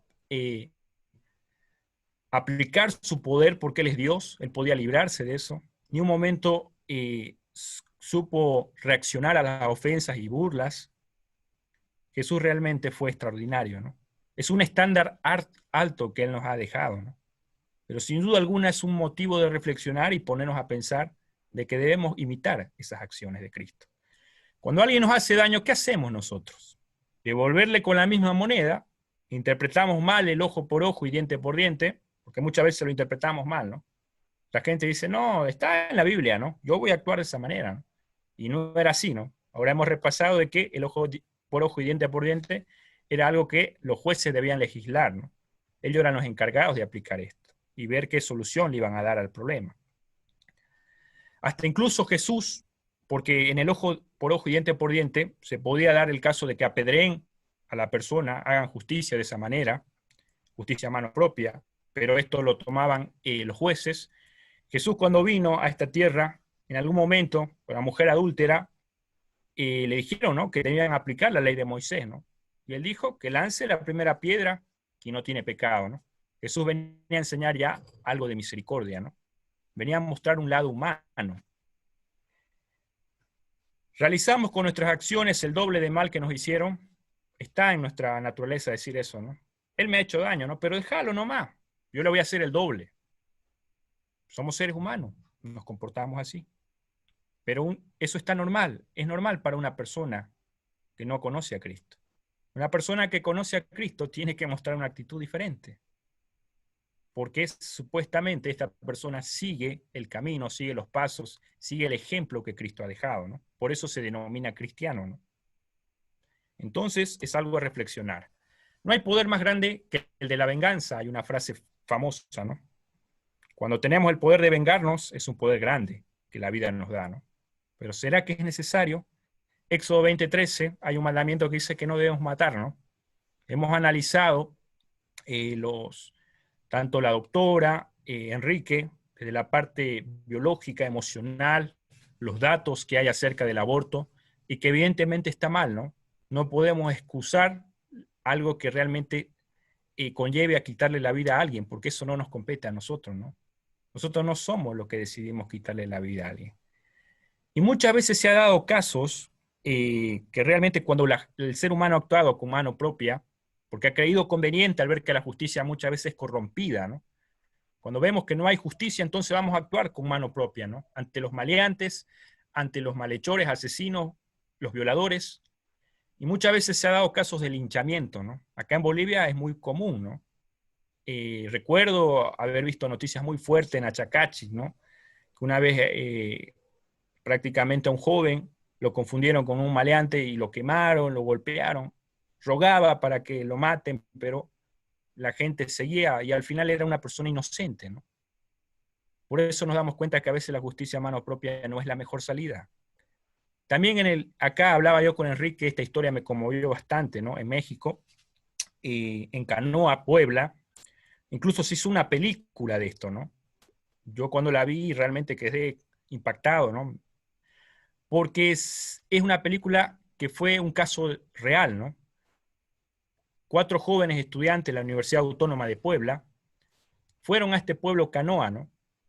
querían acampar ahí, fueron de manera inocente, ¿no? Divertirse un fin de semana, pero lastimosamente fueron confundidos por comunistas, ¿no? En aquella época la gente estaba atemorizada, ¿no? La gente ignoraba algunas cosas, y entonces el mismo sacerdote de la Iglesia Católica ahí avaló de que estos jóvenes eran comunistas y que venían a hablar en contra de Dios, venían a causar estragos en el pueblo, cuando realmente ellos querían solamente acampar, o sea, no estaban haciendo nada malo, ¿no? Pero entonces los confundieron y los asesinaron. Y es grotesco lo que pasa, ¿no? 4 personas murieron aquella noche, ¿no? Se cansaron de golpearlos. Y uno de los sobrevivientes, el señor de abajo, Julián González, quien perdió 2 o 3 dedos, si no me equivoco, de la mano, ¿no? Él declaraba con el tiempo, ¿no? Y él decía, yo ya no les guardo rencor, ¿no? Yo ya los he perdonado. Pero él se sentía culpable porque él era el que había querido llevar a sus amigos a acampar, ¿no? Lastimosamente la justicia a mano propia tiene estas consecuencias letales también. Cuando nosotros vemos y decimos, ¿no? Cuando vemos, ay, hay un maleante, ojalá lo termine matando, ¿no? Pero ¿será que realmente es así? ¿Es la mejor salida? ¿Nosotros como cristianos podemos pensar como el mundo piensa o tenemos que pensar distinto? Evidentemente ha habido casos donde la justicia a mano propia no ha sido la mejor solución. Se ha cobrado vida de personas inocentes, ¿no? Y dentro de esa vida atrás hay familiares que sufren estas pérdidas. También hablando acerca de la sentencia, ¿no? Darle una sentencia de muerte a una persona, ¿no?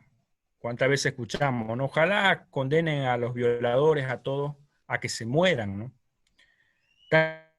También no ha sido una buena solución en muchos casos, ¿no? George Stinney es el niño que ustedes ven en su pantalla. Dice que él fue condenado por el asesinato de 2 niñas de 8 y 11 años, ¿no? En aquella época se podía condenar a los niños. En Carolina del Sur, un 24 de marzo de 1944, una época en la cual en Estados Unidos prevalecía el racismo, ¿no? La gente negra era vulnerada, la gente de color. A este niño se lo acusó de que él había matado a 2 niñas, ¿no? Blancas. Y curiosamente, el juicio solo duró 4 horas, ¿no?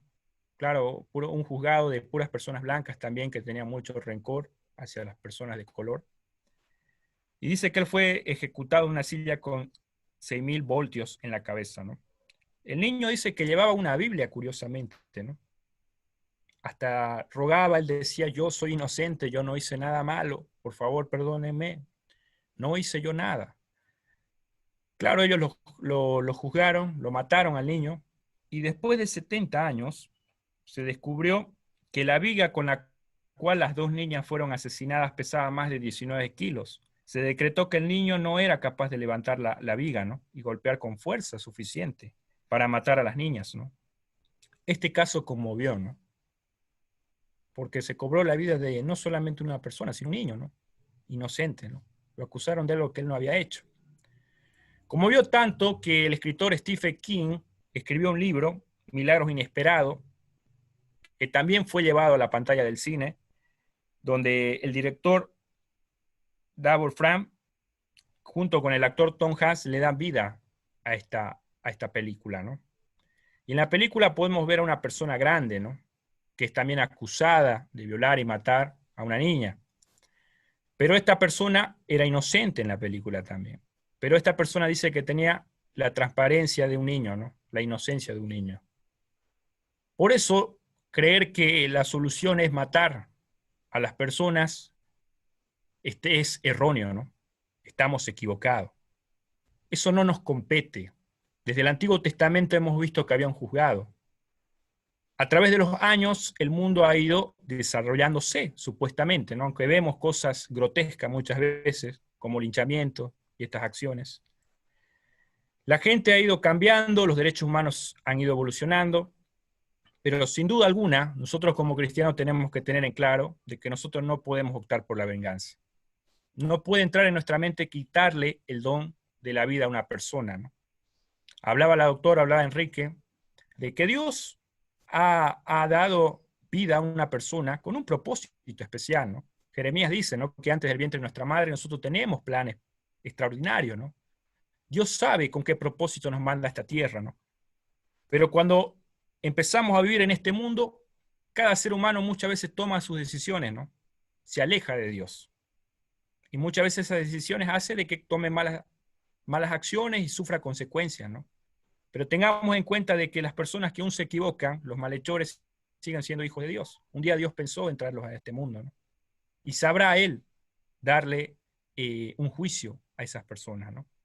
No nos compete a nosotros, los seres humanos, quitarle la vida a alguien. Si los buenos matamos a todos los malos, al final quedaremos solo asesinos, dice una frase, ¿no? Porque al final habría que preguntarse quién es bueno, ¿no? ¿Será que yo estoy libre de cometer un error? ¿Será que mi pariente, mi familiar está libre de cometer un error? ¿Cómo me gustaría ser tratado cuando me equivoque? ¿Con misericordia o que realmente acabaran con mi vida? Es cierto, tenemos que ir siempre del lado de la justicia. La persona que obra mal, hay que juzgarla. Para eso hay autoridades. Tiene que pagar su culpa. Pero nosotros no podemos quitarle la vida. Hasta ahí estamos limitados. El presidente Nelson Mandela estuvo alrededor de 28 años preso, ¿no? 28 años presos. Hay una interferencia, por favor. Ya. Dice que él estuvo 28 años preso político, porque en aquella época en Sudáfrica también había un conflicto entre las razas, ¿no? Entre la gente de color y los blancos, ¿no? Durante casi 3 décadas, 28 años, el presidente sufrió grandes cosas, humillaciones en la prisión, ¿no? Una vez que el presidente salió, ganó las elecciones, y entonces la gente de su raza decía, ahora vamos a tomar venganza de los blancos, ¿no? Ahora tú vas a entrar al poder, tú vas a cambiar esto. ¿Pero qué dijo él? Al salir por la puerta hacia mi libertad, supe que si no dejaba atrás toda la ira, el odio y el resentimiento, seguiría siendo un prisionero, ¿no? Al final Mandela no hizo lo que le hicieron a él, ¿no? Él actuó de una manera diferente, ¿no? Supo gobernar, supo llevar las cosas de manera pacífica con las personas blancas también, y supo unificar su país. Hasta que el día de hoy muchos blancos los aman, ¿no? Ha sido uno de los mejores gobiernos de la historia. Incluso Mandela cuenta en una anécdota de él que una vez fue a comer con su gente, ¿no? A un restaurante. Y dice que él vio a una persona que estaba comiendo sola, ¿no? En una mesa, ¿no? Y él habló a sus funcionarios de que vayan y que le pidan, ¿no? Que venga a comer con ellos. Dice que vino este señor a comer con ellos y dice que temblaba el señor. Y al final los funcionarios le preguntaron, ¿y por qué estaba con miedo ese señor? Y Mandela dijo, es que él era uno de los guardias de la prisión que siempre abusaba de mí. Me golpeaba, me insultaba, me humillaba. Y seguramente ahora que soy presidente yo estoy en la facultad de hacerle lo mismo, cosas peores. Pero no lo hizo. Demostró otra actitud. Supo ser sabio, ¿no? Porque si nosotros seguimos haciendo lo mismo, no hay una solución posible. Conclusiones. Está en nuestra naturaleza querer pretender tomar acciones o repudiar cuando nos hacen daño o vemos que la justicia y autoridades no toman las decisiones adecuadas. Es normal sentir bronca, frustración. Somos seres humanos. Cuando alguien hace algo malo, siempre vamos a querer lo peor para esa persona. O al menos vamos a querer que paguen, porque eso es lo justo, ¿no? Tienen que pagar por su delito, por sus acciones. Pero muchas veces nosotros deseamos hasta tal punto de que se le quite la vida, ¿no? Ya hemos visto que hasta ahí no podemos llegar, ¿no? Pero aprendamos a tomar el consejo de Jesús, de marcar la diferencia en nuestra forma de pensar y actuar. Es un estándar alto que Dios nos ha dejado, pero que puede ayudarnos a obtener ese cambio. La vida humana es un don otorgado por Dios, una dádiva que Él provee a la humanidad, y solo Él tiene la facultad de intervenir en ella. No nos compete quitarle ese don a nadie. Saber que Él obra mal terminaba mal. La persona que evidentemente está actuando mal, nosotros muchas veces decimos, pero ¿por qué no le pasa algo así, no? Podemos sentir eso, pero tengamos en cuenta de que toda persona que obra mal, un día termina mal, ¿no? Es la vida, es Dios quien se encarga de que termine mal. Y que Dios se encargará al final de hacer justicia. Mía es la venganza, yo daré el pago merecido, dice el Señor, ¿no? Es lo que Dios dice, ¿no? Déjemela, Mía es la venganza, ¿no? A veces es sabio decir, dejemos en manos de Dios, Él va a juzgar, ¿no? El hacer justicia es trabajo exclusivo de Dios, no de nosotros, los seres humanos. Sin embargo, cuando veamos actitudes negativas e injustas, es nuestro deber hacerlas conocer a las debidas autoridades y no callarnos. Acá tenemos que tener en cuenta esto, ¿no? Tampoco es también limitarnos a decir, no voy a hacer nada, ¿no? Dios se va a encargar, ¿no? Si es que yo estoy viendo que alguien está haciendo cosas malas. Si vemos que alguien está haciendo cosas indebidas, es necesario hablar con las personas, con las autoridades, así como se hacía en el ojo por ojo, para que ellos puedan darle una solución posible a esto. No es muchas veces decir, bueno, me voy a callar, voy a obviar lo que estoy viendo, porque Dios se va a encargar, ¿no? Es cierto, Dios se encarga de hacer justicia, pero si nosotros vemos que algo está actuando de manera irregular, tenemos que hablar. No podemos callarnos, no podemos ser cómplices. Es la mayor necesidad de la humanidad tener hombres verdaderos y honestos que no teman dar el pecado por su nombre, ¿no? Parafraseando una de las lindas frases que tiene la escritora Elena G. de White, ella dice de que tenemos que ser honestos y verdaderos, ¿no? Tenemos que no temer denunciar el pecado. Y con esta frase quiero terminar y que tengamos siempre en cuenta. Demostrar que soy distinto es la mejor forma de demostrar que soy seguidor de Jesucristo. Cuando yo actúo de una manera distinta, cuando marco la diferencia en mi forma de pensar y actuar, entonces yo demuestro ser seguidor de Cristo. Que Dios nos bendiga. Gracias.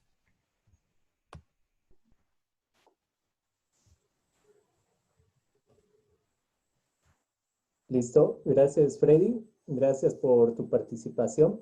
Ahora, queridos amigos, llegamos a la parte final para concluir el tema. Vamos a estar respondiendo unas preguntas y voy a pedir a los expositores que puedan encender su cámara. Enrique, Paola, vamos a estar encendiendo la cámara. Acá hay algunas preguntas, ¿no? Voy a estar leyendo de nuestra amiga Iris Campos, dice. Es un comentario. De hecho, cuando se hace la concepción, alumbra una luz y cuando uno muere, se alumbra todo el cerebro.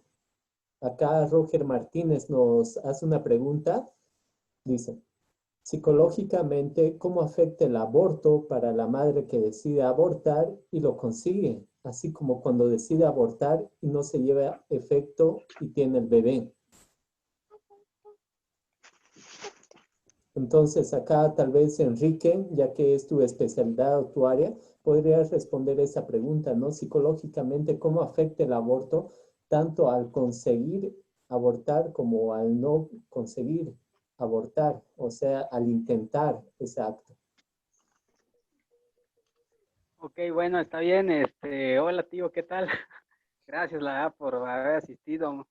Bueno, por un lado la ansiedad en diferentes grados, ¿no? Desde lo leve hasta ataques de pánico, y por el otro lado un sentimiento de culpabilidad y creencia racional de que haber hecho las cosas diferentes, sobre todo cuando, o sea, en ese segundo caso es cuando sí se llevó a cabo el efecto, que diga, el aborto, ¿no? Logró prácticamente efectuar la acción. Y pues bueno, en ese caso puede haber, en el caso de haberse efectuado el aborto, puede haber una negación o incredulidad, confusión, oscilaciones en el estado de ánimo, tristeza y sensación de vacío, enfado, rabia, mucho enojo, falta de vitalidad y energía, irritabilidad, miedos a no recuperarse de la pérdida, sobre todo a no poder reproducirse después. Y es que pues el hecho de quedar estéril es uno de los riesgos del aborto, que se haya olvidado mencionar, que igual hay un gran riesgo de que la mujer pueda quedar estéril. Y también el hecho de posiblemente tener problemas familiares, ¿no? El temor a tenerlos. También podemos notar, ¿no? Que hay sentimiento de incapacidad y afectación en el autoestima, desconexión de los propios sentimientos, aislamiento social también. En el ámbito sexual igual una falta de líbido o de deseo sexual. Miedo a la muerte, tanofobia, también conocido como tanofobia, sobre todo por la culpabilidad.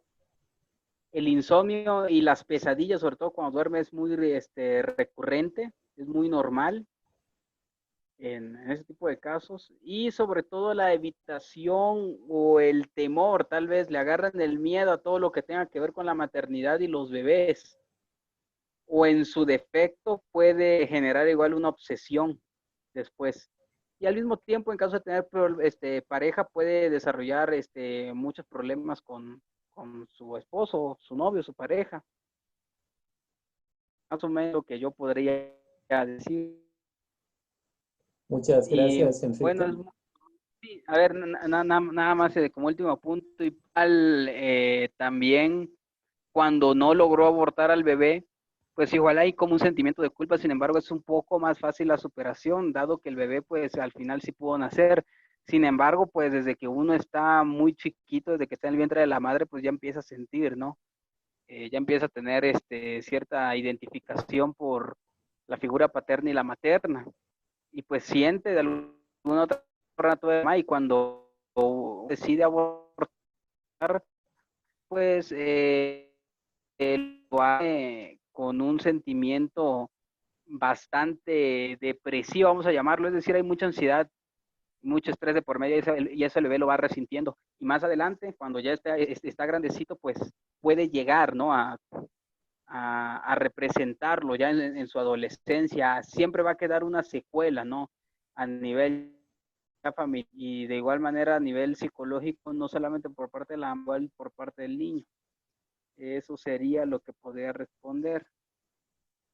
Gracias, Enrique. Vamos a pasar a la segunda pregunta. Doctora Paola, acá hacen esta pregunta, ¿no? Y dice, ¿en qué casos puede considerarse el aborto como una posible opción?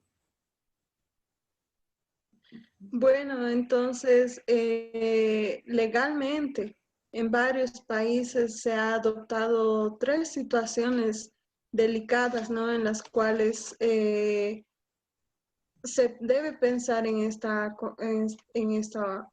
opción, ¿no? Legalmente, el aborto puede ser considerado, uno, en condiciones como, por ejemplo, ¿no? La madre se encuentra en un estado de salud tan delicado que no conseguiría llevar, o sea, la madre está con un estado de salud delicado que está en riesgo su vida, ¿no? Entonces ahí el caso debe ser muy bien estudiado. Como última opción debe ser pensado el aborto. Antes de eso debemos ver las posibilidades, ¿no? Si tal vez el embarazo puede seguir hasta unas etapas un poco más adelantadas para por lo menos no tener un aborto, sino un parto anticipado y dar posibilidad al feto para que pueda tener la posibilidad de vida, ¿no? Extrauterina. Y también hay otra condición, ¿no? Que también legalmente está aprobado en el caso de que una mujer que haya sufrido un abuso sexual haya quedado embarazada.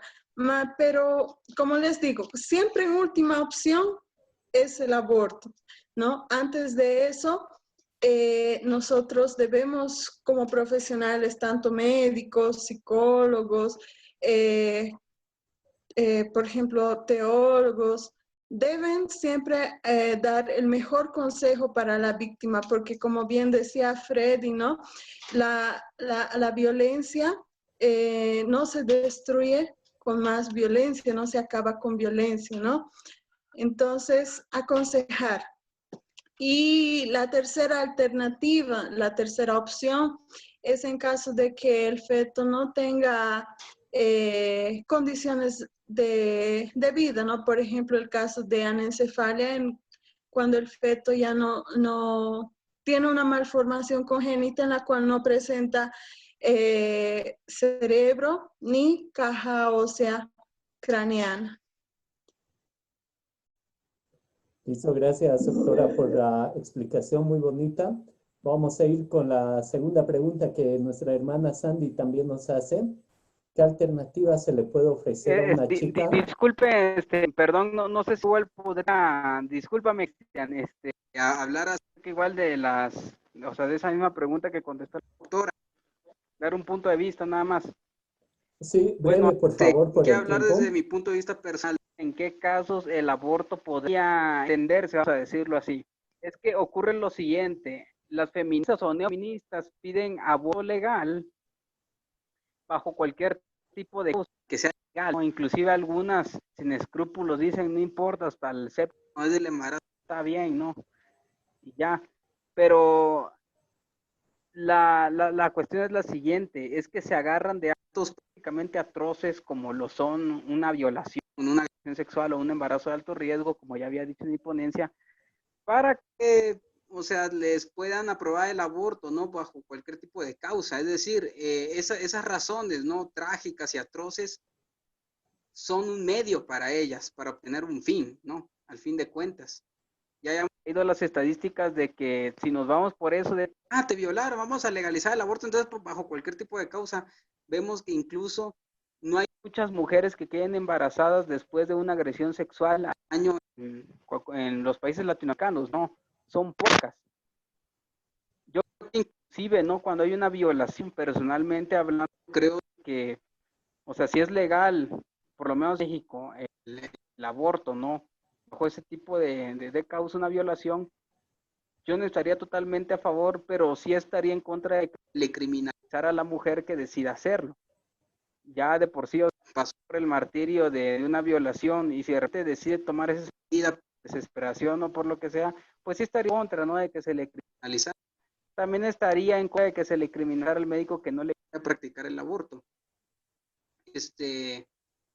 Y también, pues, creo de que otra opción que podría tener es, no sé, esa chica, ¿cómo se llama? La mujer que fue violada, es tener acceso a políticas públicas que deben desarrollarse, en el cual el Estado se haga cargo de ella en todo su proceso de embarazo, que le den obviamente atención psicológica, la atención médica igual y que todo eso sea gratuito, que ella prácticamente no pague por nada de eso. Y por qué no una indemnización, y al final puedes darle la opción si quiere quedarse con el bebé o lo quiere dar en adopción. Esta podría ser otra opción, otra alternativa.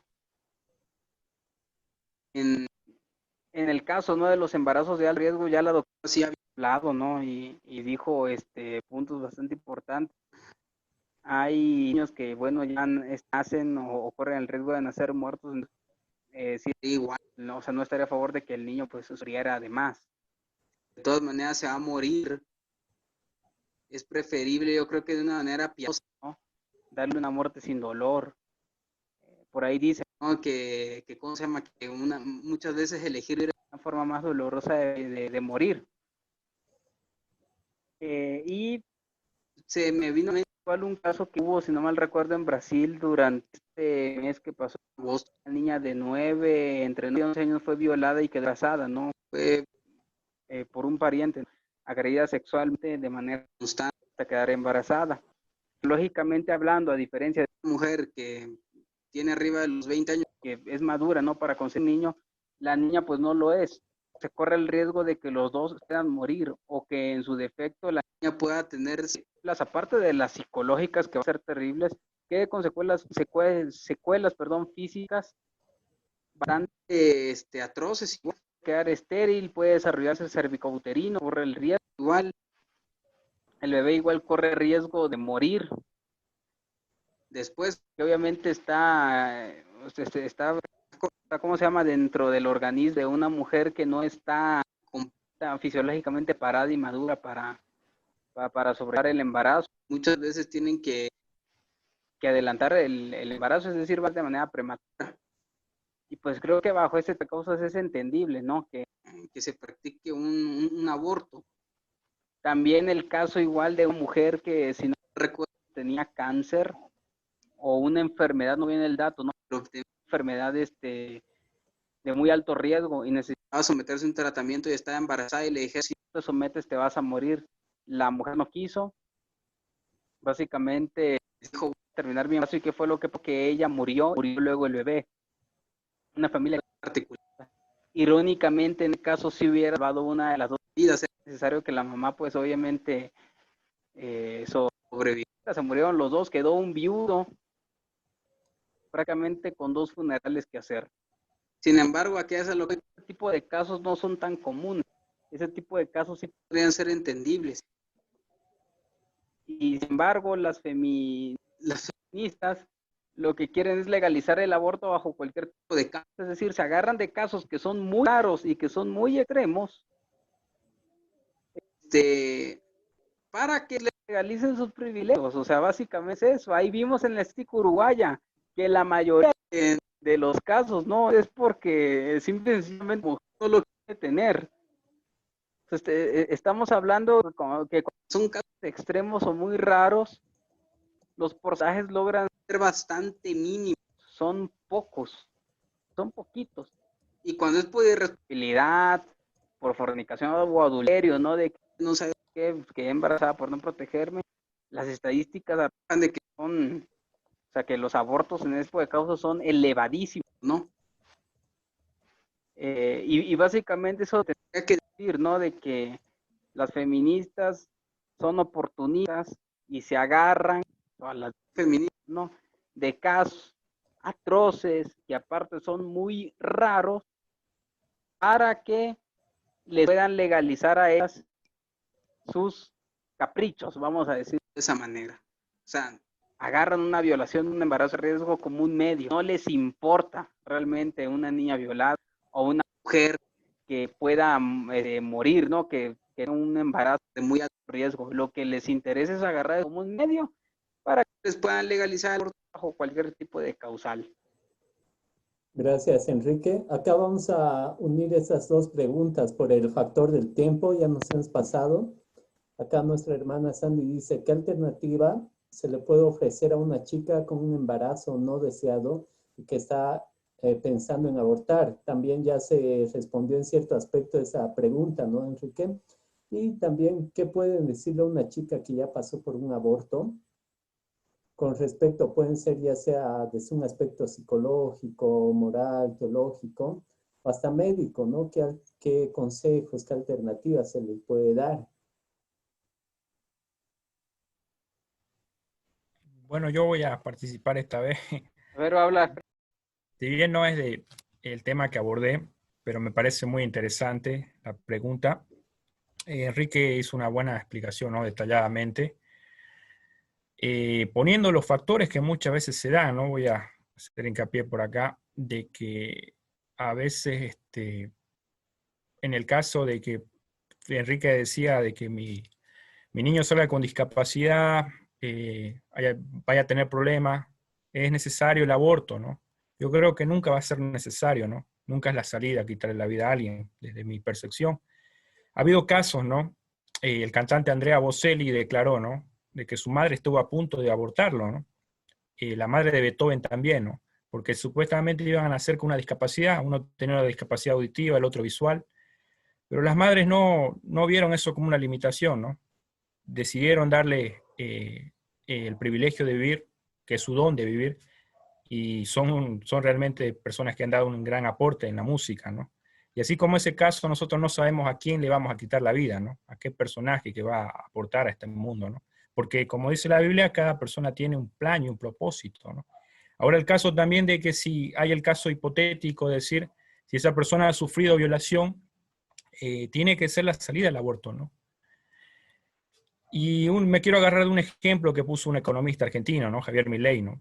Él dice, bueno, si a mí me roba alguien, eso me da derecho de también robarle a otra persona. Yo no puedo robarle el privilegio de vivir a nadie, ¿no? Hay otras salidas, como mencionaban nuestros compañeros, la adopción. Siempre va a haber alternativas a la cual nosotros podemos aferrarnos y no buscar quitarle la vida a nadie, ¿no? Lastimosamente hay situaciones muy complejas y difíciles de tomar una decisión. Pero si pedimos a Dios, Él nos va a ayudar, ¿no? Y si hay una persona que ya pasó por un aborto y siente tal vez esa culpabilidad, ¿no? Está afectada emocionalmente, sería bueno recurrir a unas terapias de un psicólogo, ¿no? Que pueda conversar, ¿no? Y que también nuevamente pueda encontrar fuerza y fortaleza en la Biblia, ¿no? Saber de que Dios puede perdonarnos y puede darnos siempre nuevas oportunidades, ¿no? un nuevo comienzo, ¿no?